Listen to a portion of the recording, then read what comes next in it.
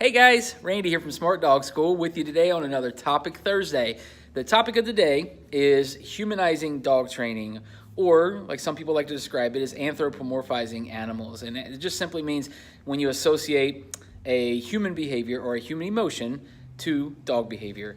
I'm here to tell you today that in training, and especially in training humans, teaching people how to interact and live with their dogs and being able to enjoy their dogs and take them everywhere. A lot of analogies that I use on a regular basis are humanizing dog training. So we use a lot of analogies and a lot of examples out there.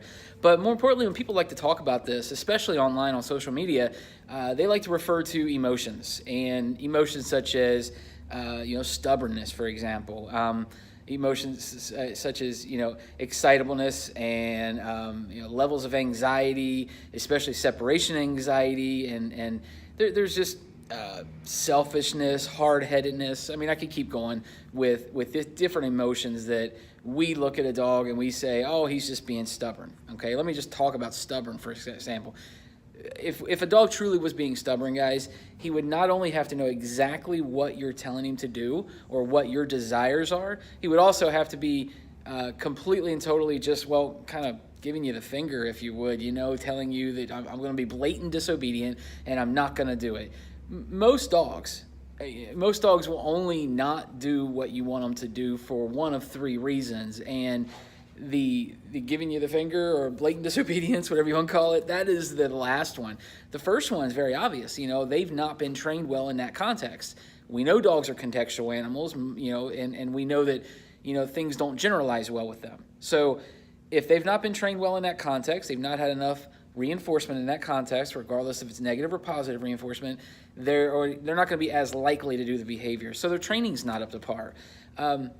The second reason, actually the most important one and probably the most overlooked one, is arousal level. When an animal is asked to do a behavior and they look like they're being stubborn, yet they are overly aroused or distracted or you're competing with other motivation out there, they're not going to be able to do it. It's not that they don't want to, and it's not they've been trained well. They can't do it.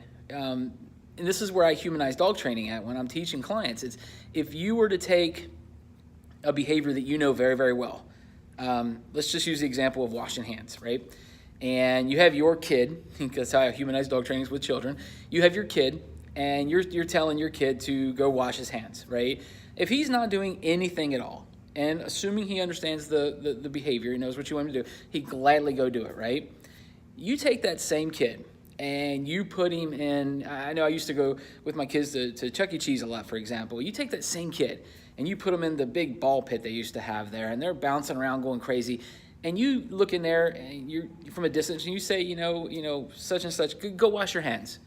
Now, even if they could hear you, which maybe they can, maybe they can't, but likely they're throwing balls up and down, and they're just going to just keep throwing balls up and down, and we say, we may get louder, go wash your hands, and they simply either can or can't hear you. I would say they can, but they can't function because they're overly aroused. Now, that same child, you reach in there and you just touch him on the shoulder, right? Him or her, touch him on the shoulder and say, look, go wash your hands.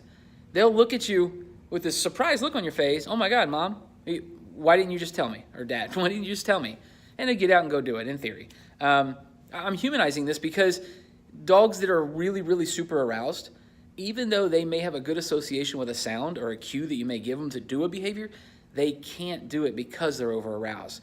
This is where leash training, even remote collar training comes in handy, because we can reach out and physically put our hand on them and say, look, this is what I want you to do. And a lot of times if you have a remote collar and the remote collar trained, it's just a wireless leash basically.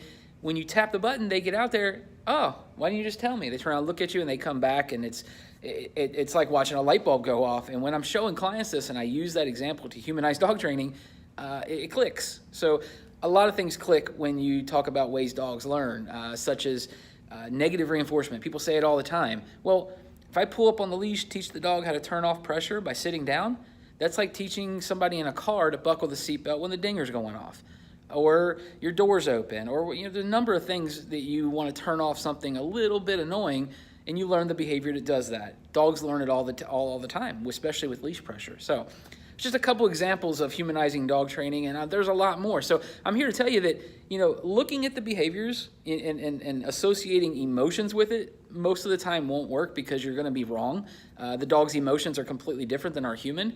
But when you're looking at training, I humanize dog training all the time to get the message across that they are a different species, yet they do learn very similar to us.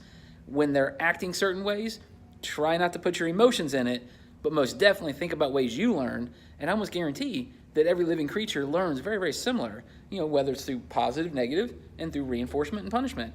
It's all about acquisition on the reinforcement side and avoidance on the punishment side, and there's no real gray area in there. So anyway, that's your topic Thursday for today, and humanizing dog training. If you have questions, please hit me up below, shoot me a message. I'd be happy to talk with you about this and go into further detail. So anyway, thanks for watching. I appreciate it, and we'll see you later.